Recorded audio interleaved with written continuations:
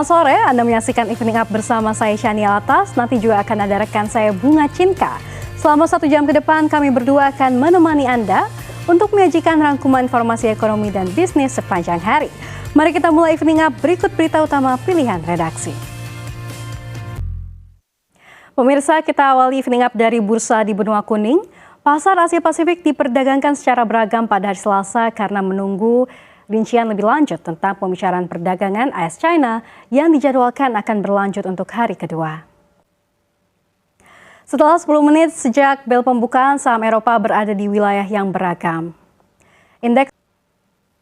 Beralih ke negeri Paman Sam, indeks saham Futures Wall Street terpantau merosot jelang pembukaan perdagangan pada Selasa pagi karena investor menunggu informasi lebih lanjut tentang diskusi perdagangan antara Amerika Serikat dan China. Beralih ke dalam negeri, bursa domestik, indeks harga saham gabungan ditutup menguat 0,136% ke level 7.200-an. Sementara nilai tukar mata uang rupiah hari ini turut terapresiasi terhadap dolar Amerika Serikat, tepatnya menguat 0,03%.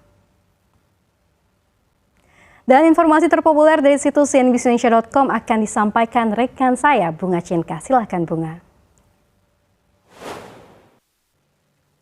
Ya, langsung saja kita ke informasi terpopuler yang pertama. Raja Ampat pendam harta karun jadi rebutan. Presiden Prabowo Subianto resmi menyetop permanen kegiatan pertambangan milik 4 izin usaha pertambangan atau IUP di Raja Ampat, Papua Barat Daya pada hari ini. Patut diketahui sejarah membuktikan daya tarik terhadap hasil bumi di Raja Ampat tak hanya baru-baru ini terjadi, namun sudah terjalin sejak ratusan tahun lalu. Bahkan jadi rebutan banyak orang. Dan informasi terpopuler yang kedua, Sekjen NATO beri sinyal perang dengan Rusia. Sekretaris Jenderal Aliansi Militer Barat NATO, Mark Rutte membunyikan sinyal peperangan antara NATO dengan Rusia. Hal ini terjadi lantaran hubungan antara NATO dan Moskow masih terus memanas seiring dengan serangan di Ukraina. Dan informasi terpopuler yang ketiga, kerusuhan di LA memanas, WNI tertangkap.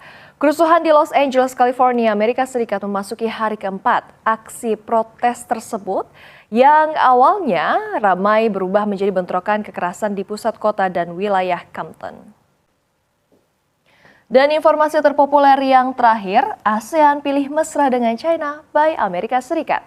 Asia Tenggara tengah berada di persimpangan geopolitik antara dua kekuatan dunia yakni China dan Amerika Serikat. Dalam dinamika yang semakin kompleks, negara-negara di kawasan ini mulai menunjukkan kecenderungan beberapa terhadap siapa yang mereka anggap sebagai mitra strategis yang lebih dapat diandalkan.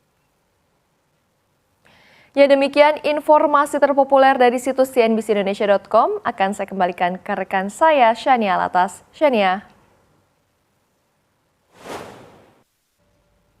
Pemerintah meluncurkan 5 skema stimulus ekonomi senilai total 24,4 triliun rupiah.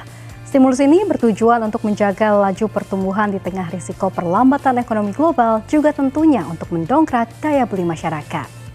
Seperti apa emiten produsen laptop?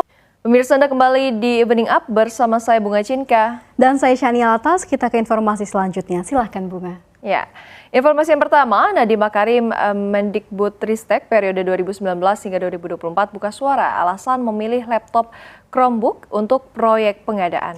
Proyek 2019 sampai 2022 dengan anggaran sebesar 9. Sekretaris Jenderal Aliansi Militer Barat NATO, Mark Rutte, menyembunyikan sinyal peperangan antara kelompok itu dengan Rusia. Hal ini terjadi saat hubungan antara NATO dan Moskow masih terus memanas lantaran serangan di Ukraina. Perdana Menteri Australia Anthony Albanese mengatakan bahwa gambar seorang jurnalis Australia yang terluka selama protes di kota Los Angeles, Amerika Serikat merupakan gambar yang mengerikan. Pemerintahannya telah menghubungi AS terkait insiden tersebut. Ya, dan informasi tadi sekaligus mengakhiri Evening Up hari ini. Saya Bunga Cinka.